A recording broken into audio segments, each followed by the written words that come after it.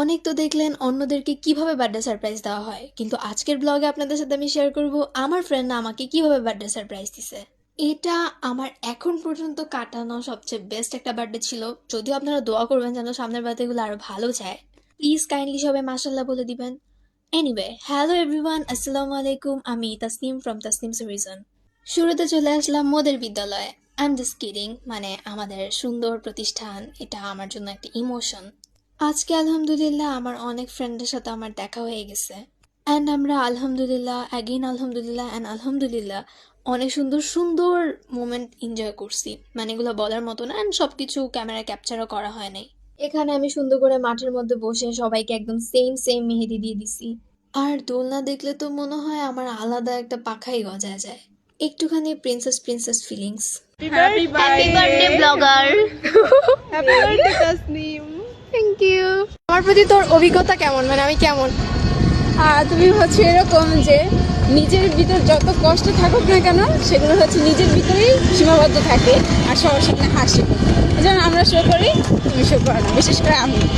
আচ্ছা, দেন হচ্ছে brilliant everything, পড়াশোনা, কাজ, এভরিথিং যা সবার ভিতরে থাকে না। তো ওখান থেকে আসার পরে মূলত আসল টুইস্টটা হয়। মূলত আমার ফ্রেন্ডরা বলে যে ওদের ইফতার করার প্ল্যানিং আছে, সো এখান থেকে টুইস্ট শুরু হয়। আমার ফ্রেন্ডরা ভাই এত সুন্দর করে প্ল্যানিং করছে যে আমি গেসও করতে পারিনি যে আমার সাথে সামনে কি হইতে যাইতেছে। জাস্ট আপনারা দেখেন যে ওরা আমার সাথে কি করছে। মানে ও আমার জন্য কক্সবাজার থেকে ঢাকাতে আসছে আমার বার্থডে করার জন্য। বেস্ট ফ্রেন্ড সবসময় এরকমই হয়, আপনার ভালো দেখলেও হাসবে, খারাপ দেখলেও হাসবে, দাম হলে খারাপ বেশি হাসবে। হচ্ছে যে এত হ্যাঁ তোর জামাই আচ্ছা, here is my honey R here is my ননদ আর here is my second.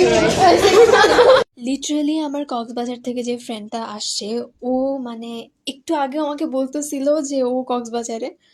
But আমি যখন ওকে দেখছি আমি মানে নিজেকে বিশ্বাস করতে পারতেছিলাম না। আমি খুশিতে মানে পুরো নিচে বসে পড়ছি, এত এক্সাইটেড হয়ে গেছি। ব্যাপারগুলো না আরো জমতো, কিন্তু এখানকার ওয়েটার আঙ্কেলটা ভুলে আমার সামনে আমার কেক আগে এক্সপ্লোর করে ফেলছে।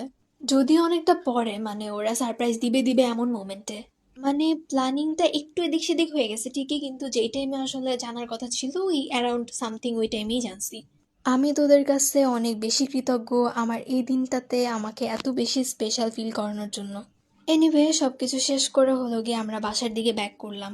আর এই ড্রেসটা মূলত আজকে আমি আমার বার্থডেতে পরছিলাম। ওয়েট ওয়েট, এখনই যাবেন না, আমার ছোট ছোট কিছু গিফট আপনাদের সাথে শেয়ার করি। বলে রাখা ভালো, আমি আমার বার্থডে 3-4 মাস পরে যেও গিফট পাই। সো এখন আজকে মানে এই অল্প কিছু গিফটই আছে, বাট এগুলো আমার কাছে অনেক দামি। আসলে মূলত ম্যাটার করে ইফোর্টটা।